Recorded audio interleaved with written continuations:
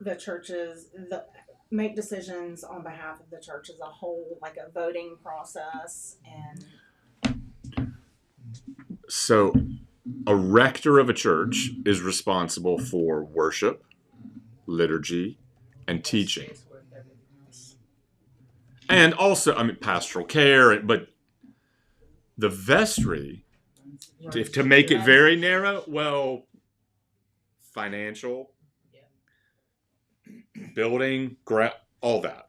That's the primary responsibility of it. It's really more important than anything is the financial oversight of the church. That's the role of a vestry. Okay? But y'all, the vestry and the rector have to work very, very closely together. Okay? So we elect new vestry, and depending on the church,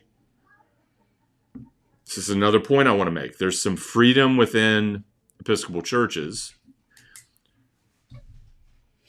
We don't 100% do our own thing like a congregational church. We're part of a bigger network or diocese. But we do have some freedom within our church. So we've talked a little bit about this. You might go to an Episcopal church in Boston or New York or DC, and there's incense every Sunday, and here's this statue or devotions to Mary, and it's different.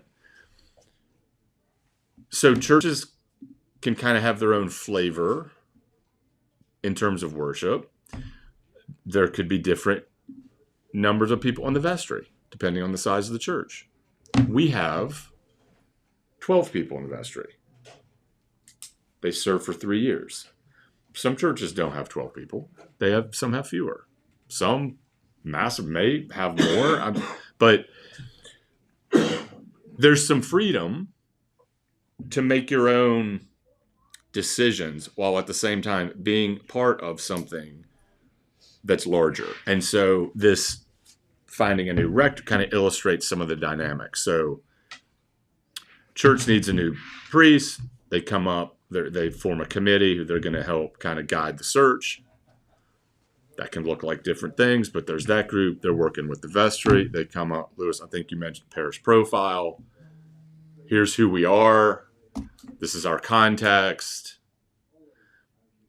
Usually those parish profiles are pretty positive. I mean, I'm not saying you're trying to sell the church, but you are. I mean, you want to make it attractive, right? But you also want to be honest as much as possible in a parish profile. So you do that, you put that out there. But here's the other thing that's happening.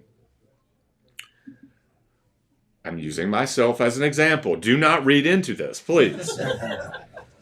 Priests, like I might get, okay, interested in looking at some other options.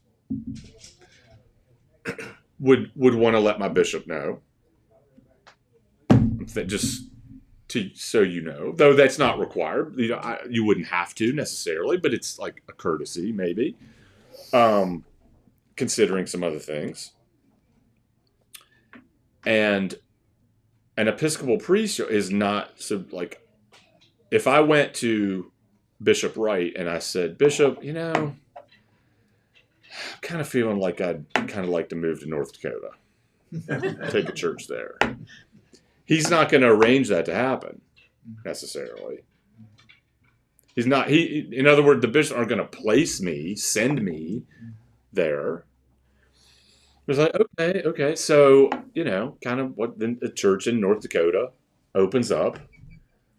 Like I can go look at their parish profile because it's published. There's a kind of, it's a website. It's like a clearinghouse for churches that are looking for priests. And priests at the same time, they come up with their own kind of profile. Think resume, right? And that's how these things get shared, essentially. So this is where Lewis said dating service. I'm going to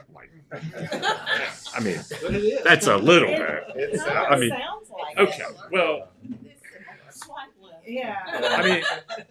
Sure. Sure. So this church looking, here's some potential. Oh, this person looks okay on paper, right? Well, maybe interview, do a process. But this is the difference, y'all, between an Episcopal church and a congregational church. There's no like, we're going to hire this person without the approval of the bishop. That has to happen. Those conversations have to happen. Okay? So it is theoretically possible that a church could go, we really like this person. And the bishop say,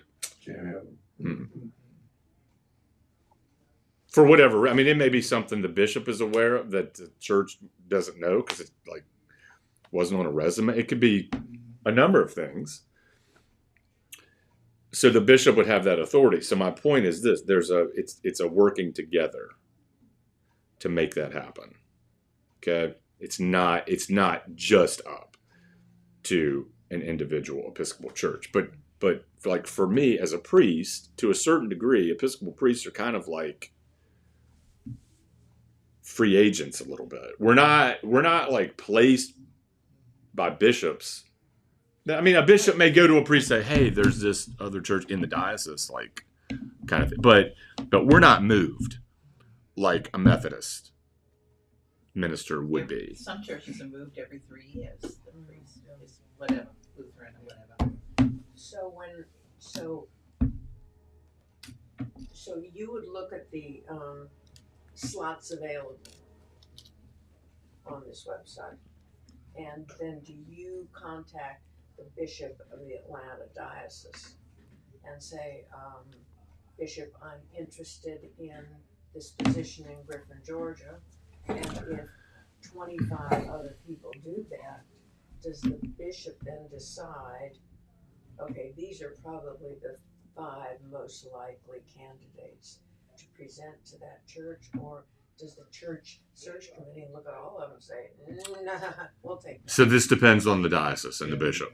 In some cases, a bishop or the bishop's office will vet people who are, and so in some cases, a priest might go look at that and say, I need to send my material to the diocese of, because there are usually people at the diocesan level who work in the bishop's, who they are in charge of deployment and jobs. So a lot of times that's the person you send your stuff to. Then they look at it and go, oh, this person might be a good fit for this church. And then they'll send it to the church. Now, in some cases, though, it goes directly to the church. It depends on the diocese. See what I mean? There's some freedom, but there's some role for the bishop in the whole process. It may look a little bit different, but there's some role. It's a cooperation between the local church. And now I think we've been using the term parish. What is that? Refers to a local church, right? What makes a parish? How is a parish different from a mission church? They pledge money. It's monetary, but I don't know what else. Is it based on size as well? It's based on whether or not the church can support itself financially by itself. Because when I was in the Air Force, my second child, we had her baptized at a Episcopal mission there. And there were like maybe 7 people at the whole service. And I never understood then what a mission was versus a parish. So it's a small little church. So let's say we were growing to a point and we go, there's this community of folks down in Barnesville. That might be a place for an Episcopal church. You might want to start a mission. Now, again, we're coordinating this with the bishop and talking about resources. But that church, St. George's, would help support it initially, and the diocese would help support it initially. So I'll use this as an example. I came here from Oxford, Mississippi. I was chaplain on campus at Ole Miss. I was an assistant at St. Peter's, which is a old, super well-established church in Oxford. And I was vicar of a church in a little town called Water Valley. I was called a vicar because it was a mission church. So if you ever hear the term vicar, That's someone who's not in like a parish kind of standalone, can support itself. It's a mission church. So church in Water Valley didn't have the resources and the numbers to be its own parish. It still received support from the Diocese of Mississippi. Okay? And so my title at that church was vicar.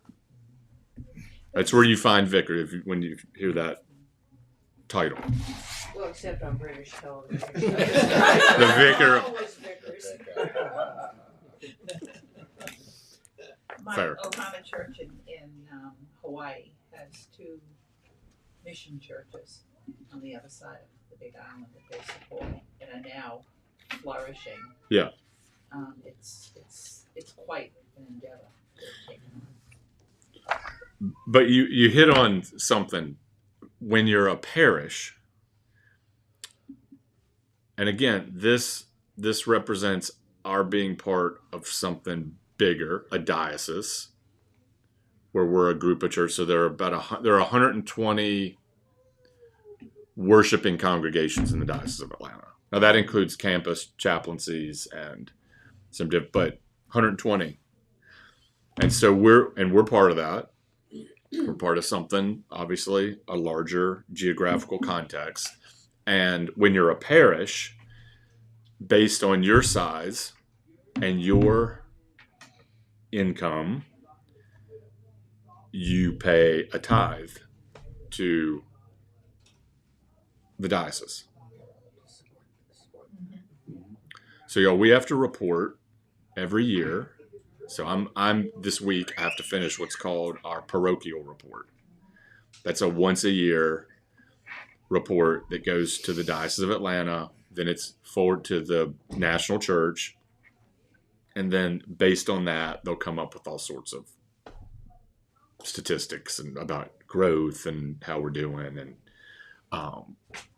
they'll come up with stats like about half of the churches in the Episcopal Church in the United States are 50 people or less.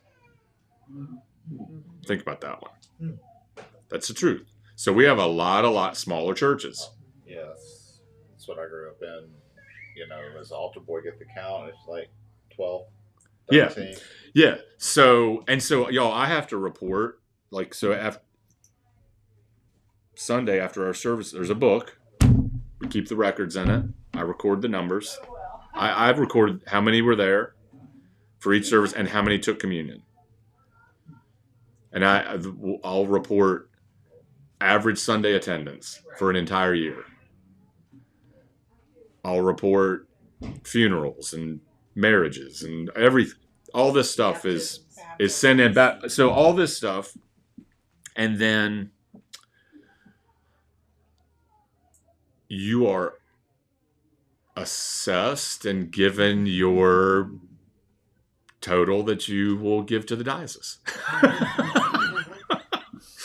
Is there a set percentage of what the take is? Is it just like tithing? Yes. 10%? Like tithing, but Yeah, much, and it is. You have to have a reason to not. So we'll get our number, and I think it's based on like a 3-year average. But we'll get this is what we're gonna give it. And y'all, we publish. This is part of our budget that we publish. You can see the number from our annual meeting. But in order to say to them, we'd kind of like to give a little bit less, there has to be a reason for that. So, anyway, that's how that works. But yeah, I'm working on that report this week. Who counts the people every Sunday? Ushers. We had a question the other day. Do you count everybody in the church, like the infants in the nursery and those that come to Sunday school, maybe not big church, or Yeah. So it should be a count of everybody. in the building? Yes. Okay.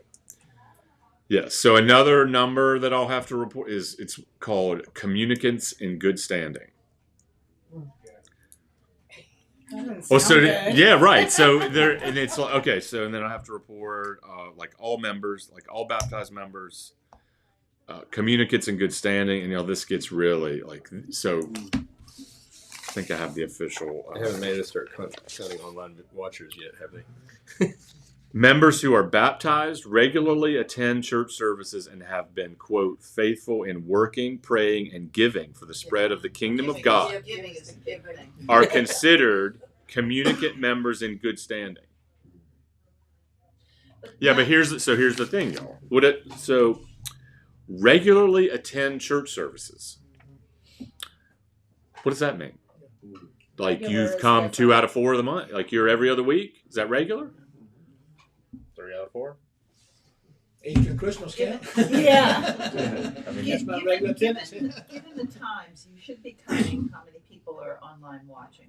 Yeah. Yeah, so they've They've added this. Okay. All right. They've added things for, but it's obviously since COVID Right. and the increase in people watching. So they've added things. So, we work on this together. We try to come up with, and that's difficult. Very, yeah. Yeah, it's all difficult, y'all.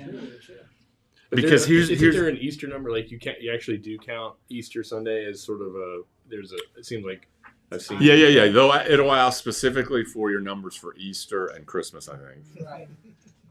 And then a whole bunch of other kind of averages and things over the year. So yeah, a lot of my week this week, I'll be like with a calculator and a book going, here's the average. But it's all, even the communicant in good standing.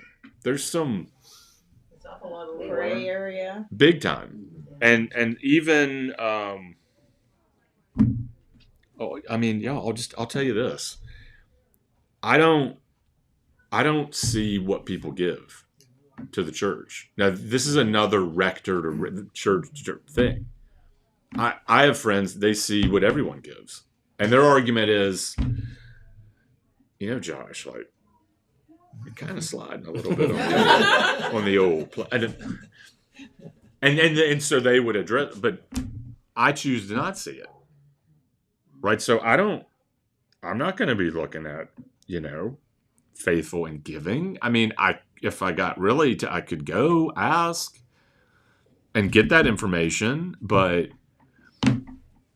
there's a lot of gray. Well, you have With people this that kind of give thing. Cash every Sunday that you don't want to notice. Correct. And Correct. I'm glad we don't do the envelope with your name on it, so you can get your itemized giving statement at the end of the year. Some people like the envelope. I'm not a huge. Speaking of that, for those of us that give online, I've always said, even in my previous church, sometimes I feel guilty because I know there are visitors in church and the plate gets passed in front of everybody. Oh, Nobody yeah. puts anything in. Yeah. I feel the I've same always way. said, shouldn't Yeah, there be, mine's online. shouldn't we have a little token that you pick up? You know what? You've mentioned this before. I remember you mentioning this before. It's a good idea. It bothers me every week. It's like, Or a sticker that you wear every Sunday. I've already told you, I've already given you. See, nobody put money in. But as having done the stewardship a few years back, this church is largely banked to church, and end of the year, so it's not uncommon to see a lighter plate because most of But the the new people walking into the church the first time, how would you feel? Nobody's giving. Why should I? Here's the thing. People give in all sorts of different kinds of ways. There are people who pledge and it's one check. Like in December, at the end of the year. Or some people, you know what I mean? Like, I hear what you're saying. I don't want anyone to feel like there's more. I'm sending more around here. It's interesting. It's something to think about. Does everyone have one now? I've got, okay. These are just titles, right? This is just It's a nice size. to kind of help you this is from a presentation I gave at some point, so that's why it looks like a PowerPoint slide. But Oh, that's fine. As long as the font's more than a 10-point. because this can get a little Yeah. confusing. When did father, mother come in? That one, because that terminology is relatively new, isn't it? It is here. I like the mother. It's I don't know. I mean, it's geographical. It's contextual Okay. for sure. All right. Okay, like my father-in-law and mother-in-law are visiting from Minnesota. He's a retired priest. Was ordained in Virginia. Spent part of his career in Virginia. I mean, he did not. Well, in Virginia, there are priests who they go by Mister.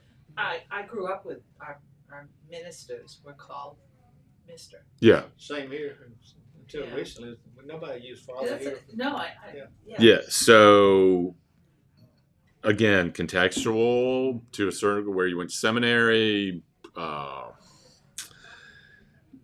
I don't know if there was maybe a time when it became more popular for priests to. Would it also be kind of up to the priest? Yes. Because I grew up in like the early 80s with a father. You called him Father Baldridge. That was his last name, was Baldridge. It was never Father William, Father Will, Yes. anything like that. It was always Father Baldridge. And Yes. I don't know if he would have answered anything else, honestly. Well, you know, when Nancy came, that's the first thing everybody asked, what do we call you? We never had a female priest before. right. She said, you can call me Nancy, you can call me Reverend Nancy, but you cannot call me Mother Shepherd. She said, I did not want that. So we didn't know how to address it. Before, it's always been Mr. So-and-so. So there's been an increase in females using mother, for sure. And I think I told y'all this story when my first job at a school, elementary, middle school, and it was the first question they asked me. What are the kids gonna call you? And I hadn't thought about it at all. And just kind of said, Father Kirk. They'll butcher my last name.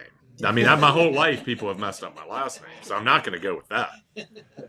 I mean, Kirk is one syllable, So, but I hadn't really thought of it. And again, it depends. So one of my favorite professors at Swanee, female priest who goes by Mother, and has published things, really interesting articles on the use of mother for female priests. And for some people, it's like, I don't know, just seems weird to them. But I mean, how weird is it for an much older person to have to refer to me as Father Kirk, Yeah. as opposed? So it also depends. Like, some priests get real hung up on this stuff. Okay, there's that. When you I mean, introduced yourself to me, you gave me like 3 choices. You did. You gave me like 3 choices. yeah. The weirdest thing for me was after I got ordained, I'm out with friends, like having a beer or something, and one of them just like, "What do we call you now?" I went, "Kirk." Friend? Like, what? Yeah, please only refer to me as Father Kirk, by all means. Jeez. No, I thought this might be kind of helpful. It just kind of breaks down their different variations of the reverend with different words inserted, like very reverend and right reverend and all that kind of stuff. What's a primate bishop? What do they do? Oh, a primate. Okay. Who can answer that question? All right, I'm going to give you a clue. We have primates, but we sounds funny. We have primates. We don't have archbishops in the Episcopal Church, but we have primates. Aren't they the associate? They're actually the same thing. They're just different terms for the same thing. Is that one click above a bishop? A primate is a bishop in charge of A diocese. a bishop in charge of other bishops. Okay. Here, let me give you another handout now. Here, we'll just go that way. So is the Heck, just you know what? Here, Yeah. let's just go for it here. Full color. We're doing yep. Yeah, we're just putting it all out there now. 5 minutes or so. Okay.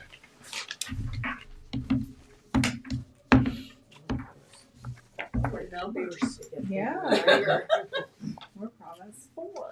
It's gonna be on the back of that. This is the final exam. No, I don't see any notebooks out, and I'm getting a little concerned. She's writing things down. I've got the tiniest notebook. Fantastic. Great. Bad student. Great.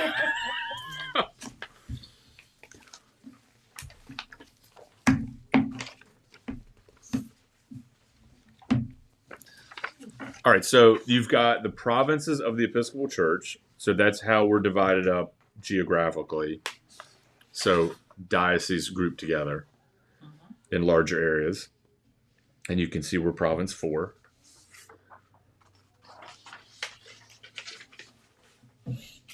So the European of American churches are all What? clumped in with province 2. Okay, what are we looking at now? She's looking at the world map. Congregation of- Oh, yeah, are you looking at the world map? Oh. Interesting. I never noticed that before, but that would. Let me tell you why that makes sense. There's a reason that makes sense. Because of the United Nations. Because of the National Episcopal Church offices are in New York City, which is province 2. So that makes sense. The other world map, basically anything that's in color is part of the Anglican Communion or in relationship with Anglican Communion. So there are certain denominations that essentially kind of agreements have been worked out, or partnerships. So, for example, here in the United States, the Episcopal Church and the Evangelical Lutheran Church, ELCA, are in communion. For that matter, the Episcopal Church and the United Methodist Church. What this means is that in some areas where clergy are in short supply, let's say an Episcopal Church might be able to have an ELCA pastor come in. Okay, there's actually a retired ELCA pastor in Griffin who supplied here quite a bit in the past. There's what's called full communion, if that makes sense. Okay, so that's just kind of represent on a global scale with this map, and again, all the different colored places are part of the Anglican communion. Is this all Eastern Orthodox, basically? This giant swath of no color in the world? Yeah, that's kind of like, you better keep it on the down low. To a certain degree. But yeah, more Orthodox, for sure. That's interesting, though, about the Lutherans, because friends of mine that have moved here were Lutherans, and they started coming here. And I thought they're more comfortable with our church than going to another Protestant church, like the Methodists or the Presbyterians. Well, liturgically, we're very close to ELCA, so there would be some comfort with the liturgy. But there are official agreements between the Episcopal Church and some denominations. About the AME. There isn't like could exchange like pulpits or like long term. I mean, look, we could invite someone here to preach, but not. I'm talking about like offering the sacraments kind of level. So the Lutherans and the Methodists are ELCA. okay. So y'all, this we get. There's difference. There's a major difference between like ELCA Lutherans and Missouri Synod Lutherans. What is the ELC? There's a big difference between Southern Baptists and United Baptist, or there are lots and lots of different Baptists. So quite frankly, the Baptist church right here would be closer to us in a lot of ways than even a more traditional Southern Baptist church, theologically. There's all these different nuances, right? Which is interesting because for us, we're the Episcopal Church. And another important thing to note, the global map, that's the Anglican Communion. We're the Episcopal Church. We're part of the Anglican Communion, but we're not an Anglican church. I asked that. Okay? We're most like the Anglican Church, though, are we not? In our Depends on the topic. Right. The topic is what the big. I mean, liturgically, worship, yes. When it comes to views on various social issues, not so much. Which is why, y'all, when you see an Anglican church here, typically, more often than not, I mean, there's a reason that those are gathering as an Anglican church. And I don't like reducing things to like liberal, conservative. I just don't like the labels. But on certain issues, typically they are substantially more conservative on certain things. Well, there was an Episcopal church in Atlanta when I lived there and used to go to church that split away in Buckhead, and they raised the money, of course, in Buckhead, to build their own enormous church on I-75 Mm-hmm. and have their own priest, Mhm. and they don't answer to anybody, apparently. Well, they've linked up with the Anglican community. So, They have their own. I don't want but, to. yeah. I don't want to become like I'm getting real nasty and passionate. But what they've done in a lot of cases is they have linked up with a bishop in another part of the world. In some cases, an African country, and kind of gotten their support just to be, and that's how they're doing it. But quite frankly, I mean, a lot of these churches, the issues around homosexuality, but for many of them, even women, Right. You can remember, female. I mean, like I think that Nasty. there are churches where girls can't serve at the altar or serve as acolytes, kind of thing. I can remember when our bishop went to the wedding for, I don't know, I don't keep up with the royals, but the last royal wedding, and he gave a wonderful homily. And on social media, so many people were just saying, why can't we have more of this in our church in the United States? And I was like, well, ironically, he's from the United States. And secondarily, if I got this right, the Episcopal Church in the United States was on some sort of probation for some of our stances. So even the Anglican Church was less tolerant.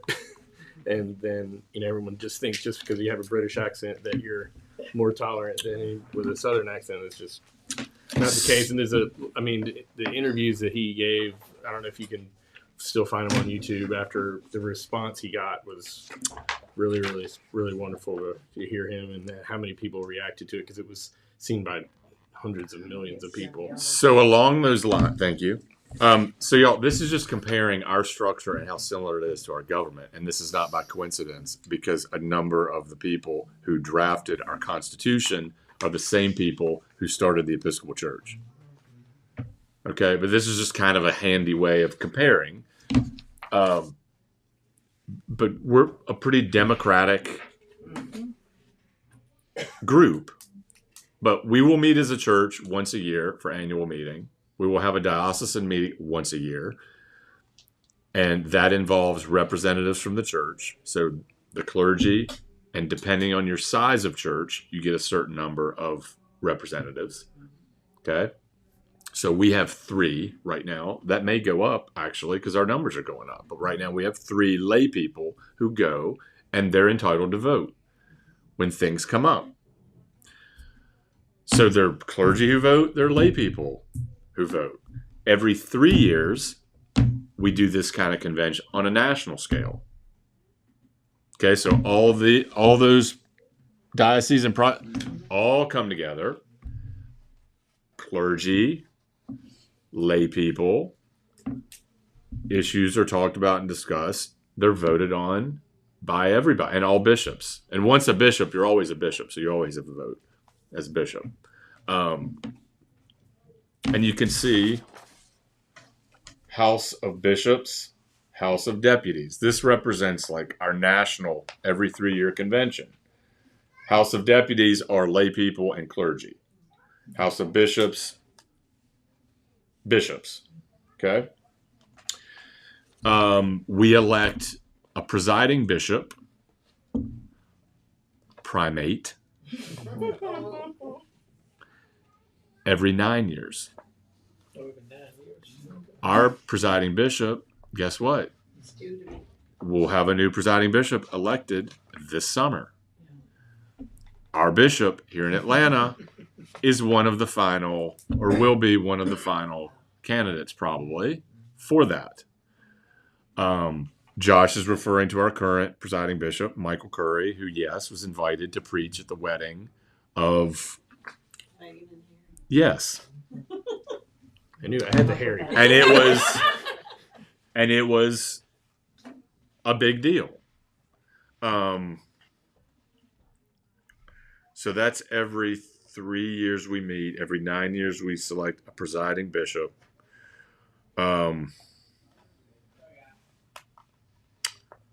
All the bishops from throughout the Anglican Communion meet once every 10 years at something called Lambeth. If you ever heard of Lambeth Conference. Now they meet other times too, but that's like the big one. Practically speaking, how much of a vote, if you will, do the lay people have in an election of the bishop? Like, is it basically all but decided by the House of Bishops? No, it's not. It's like equal. Yeah. Everything is mailed out to everybody. All of the participants get stacks of the bills and stuff that's going through, so they see it. It's not just going and sitting. No, you're asking. Let's say the House of Bishops overwhelmingly votes for something, and the House of Deputies doesn't. Does it automatically carry? More or less, yeah. No, they don't. It's not like their vote counts. I mean, it's percentage kind of thing. So, So is it like Congress where the House of Deputies can approve something, the House of Bishops can not, and then it'll just be done?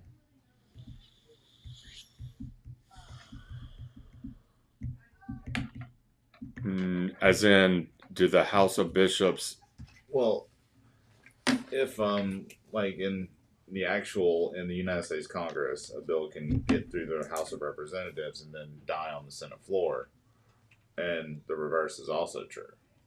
Yeah, I think what has to happen is you have to have a majority in each one for it to pass. Okay. Yeah. So this is. So you can see. This is funny. This one's from 2006. Every single policy of the Episcopal Church is in this book called Constitution and Canons. I've spent very little time with this book since seminary. These are all tabs from when I'm studying for a test in seminary. To be perfectly honest. But I mean, anything you could imagine. The actual canon or rule is in this book.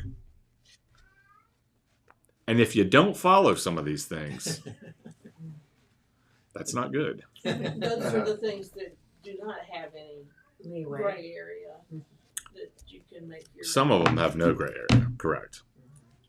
I wouldn't say all, but yeah. Give you an example: if a priest retires or leaves, he cannot come back to that church for a year. Say that again. If a priest retires or leaves a church, it's my understanding that it's in the canons that he cannot come back to that church for a year. Because it holds, is that, at least that's what I've been told. I think that's a diocesan. So here, y'all. Here's another thing. Okay, There are also diocesan constitution and canons. okay. This is the national. There's also diocesan. That sounds very diocesan. Okay. Because I know we had Doug Wynn retired, and he came back for a while for different reasons here. And he stayed in Griffin. Our previous priest could not, we were told as the committee that he Well, could not come yeah, back. yeah. for a Well, I'll year. tell you this, and I don't think you'll mind me saying it, but when I, accepted and, I'm coming here, and Wesley called me and said, oh, was I blocking with my drink? That's funny. Stay hydrated, everybody out there.